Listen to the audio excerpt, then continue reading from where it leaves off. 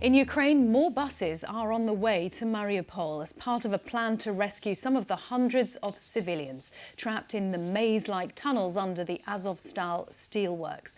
The operation is being run jointly by the United Nations and the Red Cross.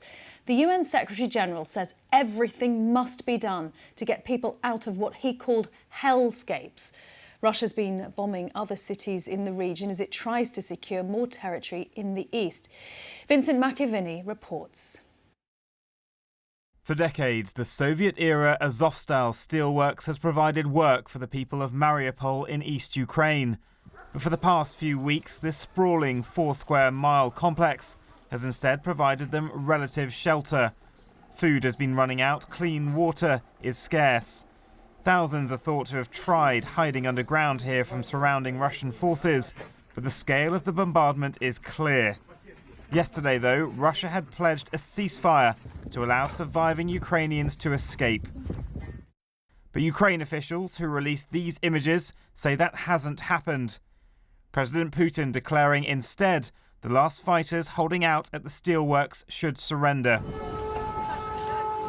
President Zelensky welcomes $6.5 billion in reconstruction funds, pledged at an international aid conference in Poland yesterday.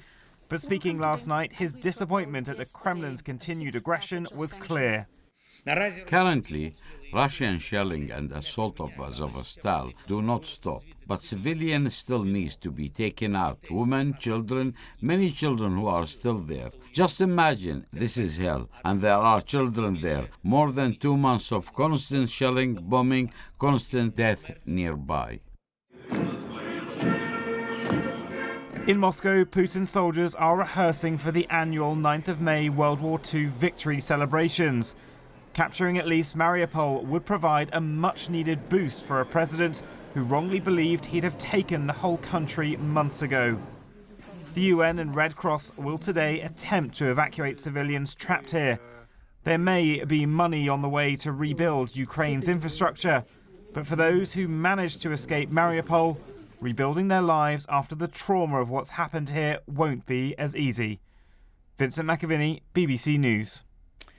Let's go over to our correspondent James Waterhouse in Kiev. James, good to see you there again. Just what is the latest word that is coming out of Mariupol? Is there any update on those civilians?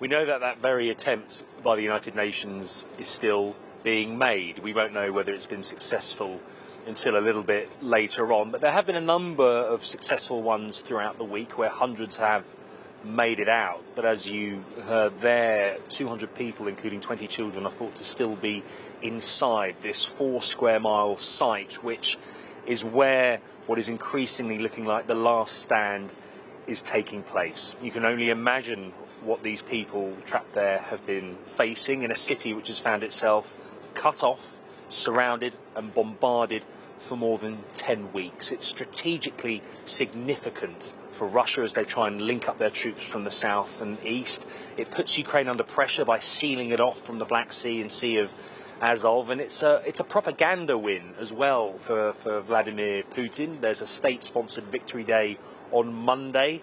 And it's something, if Mariupol should fall finally, although Putin is claiming it as a victory already, then that is something he can present to his people as some kind of justification for what he is carrying out in Ukraine.